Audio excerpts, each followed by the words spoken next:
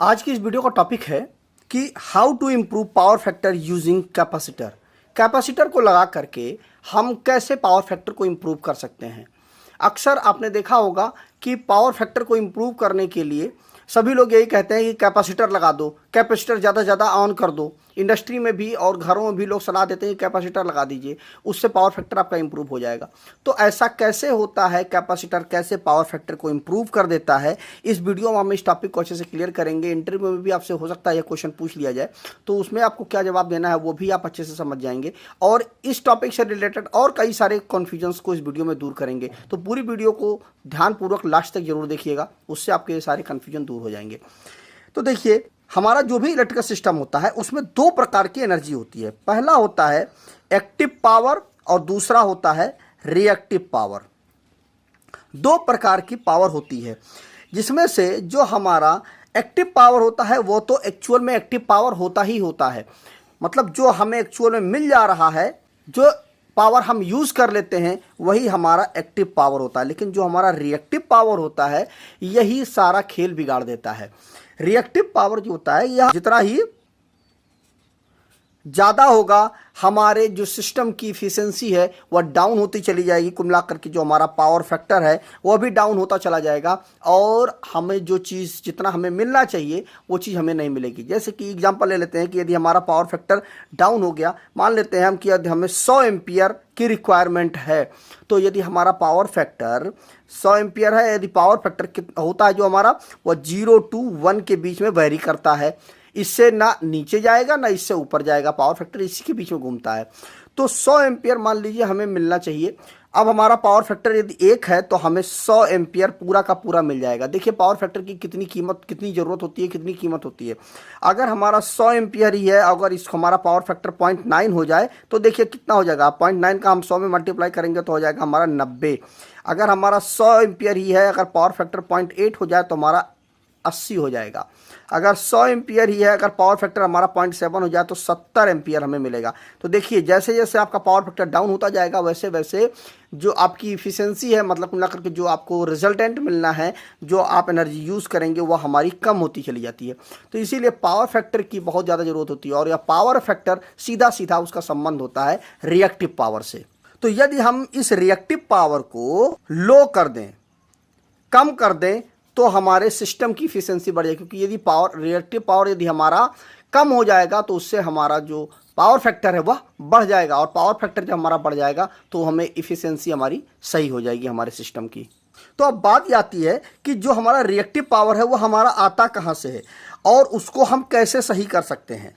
तो देखिए reactive power का जो सोर्स होता है वह होता है केवल और केवल इंडक्टिव लोड, मतलब जो हमारी मोटर है, ट्रांसफार्मर है, चोक है, वह हमारा रिएक्टिव पावर का सोर्स है। कुल मिला करके जहाँ पर कॉइल होती है वही हमारा रिएक्टिव पावर का सोर्स होता है। तो कुल मिला करके हमें ये तो पता चल गया कि रिएक्टिव पावर क्या चीज़ है और उसका सोर्स क्या चीज़ है और उससे हमें क्या क्या नुकसान होता है। ये बात तो हमारी क्लियर हो गई। अब ये बात हुई कि हम इस रिएक्टिव पावर को हम कैसे कम करें। 3 प्रकार के लोड होते हैं, इंडक्टिव, कैपेसिटिव और रेजिस्टिव। 3 प्रकार के हमारे लोड होते हैं, जिसमें से जो हमारा इंडक्टिव लोड होता है इसकी वजह से हमारा पावर फैक्टर डाउन होता है, कुल मिलाकर रिएक्टिव पावर हमारा बढ़ जाता है। और जो हमारा कैपेसिटिव लोड होता है इसकी वजह से हमारा जो पावर फैक्टर है वह बढ़ जाता है, कुल मिलाकर के जो हमारा रिएक्टिव एनर्जी है, रिएक्टिव पावर है, वह कम हो जाता है। अब बात यह आती है कि जो हमारा कैपेसिटर है वह कैसे इंप्रूव कर देता है पावर फैक्टर को। जो हमारी मोटर होती है यह एक रिएक्टिव पावर है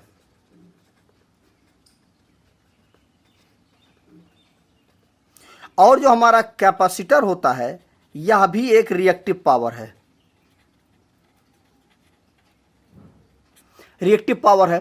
तो बात ये हुई कि ये भी हमारा रिएक्टिव पावर है और ये भी हमारा रिएक्टिव पावर है। तो ये दोनों कैसे पावर फैक्टर को इंप्रूव कर देंगे, क्योंकि जो रिएक्टिव पावर होगा वो तो पावर फैक्टर का नुकसान ही करेगा, हमारे सिस्टम की एफिशिएंसी घटा देगा।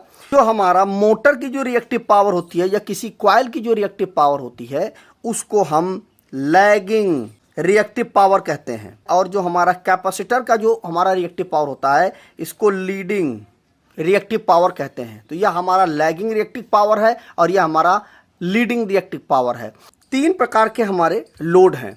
अब इसमें देखिए जो हमारा रेजिस्टिव लोड होता है उसमें देखिए करंट और वोल्टेज दोनों से ही हमारी इलेक्ट्रिसिटी चलती है। तो देखिए करंट जहाँ से चल रहा है वहीं से हमारा वोल्टेज भी चल रहा है। देखिए एक साथ करंट अपने पीक पर पहुंचता है और वोल्टेज भी अपने पीक पर पहुंचता है। एक साथ ही ये दोनों जीरो होते हैं, फिर माइनस में भी एक साथ ही जाते हैं। कुल मिला करके इसमें करंट और वोल्टेज एक साथ चलते हैं, कहीं पर भी आगे पीछे नहीं होता। इसीलिए इसका जो पावर फैक्टर होता है वो हमारा यूनिटी होता है। इसमें किसी भी प्रकार से कोई भी हमारा लॉस नहीं होता है। अब एक कंडीशन ये भी है हमारी, यहाँ पर देखिए ये हमारा इंडक्टिव लोड है। इसमें देखिए ये हमारी वोल्टेज है और ये हमारी करंट है, दोनों अलग अलग चल रहे हैं। देखिए वोल्टेज हमारी यहाँ से चल रही है और करंट हमारी आगे से, देखिए यहाँ से ये करंट हमारी यहाँ से चल रही है। ये नीचे का जो होता है हमारा माइनस का होता है। तो देखिए करंट जो हमारी वो पीछे हो गई और वोल्टेज हमारा आगे हो गया। तो इसकी वजह से यहाँ पर जो हो रहा है वो हमारा लॉस हो रहा है, ठीक है, क्योंकि देखिए करंट देखिए हमारी पीछे हो जा रही है और यहाँ पर देखिए करंट हमारी यहाँ से चल रही है और वोल्टेज हमारा यहाँ पर। अब देखिए यहाँ पर करंट जो है हमारी वो आगे है और वोल्टेज हमारा पीछे है, ठीक है। तो अब यहाँ पर देखिए, क्योंकि देखिए करंट जो है हमारा वह अपने, देखिए यहाँ से जब हमारा वोल्टेज चल रहा है वो यहाँ पे आके अपना पीक पूरा कर रहा है और जो करंट है हमारी वो यहीं पर अपने पहला पीक पूरा कर ले रही है। तो कुल मिला करके यहाँ पर जो हमारा यह कैपेसिटिव लोड है तो यह हमारा देखिए यह पॉजिटिव में है, मतलब यहाँ पे हमारा फ़ायदा है। यहाँ पर देखिए करंट जो हमारी वो नुकसान में है।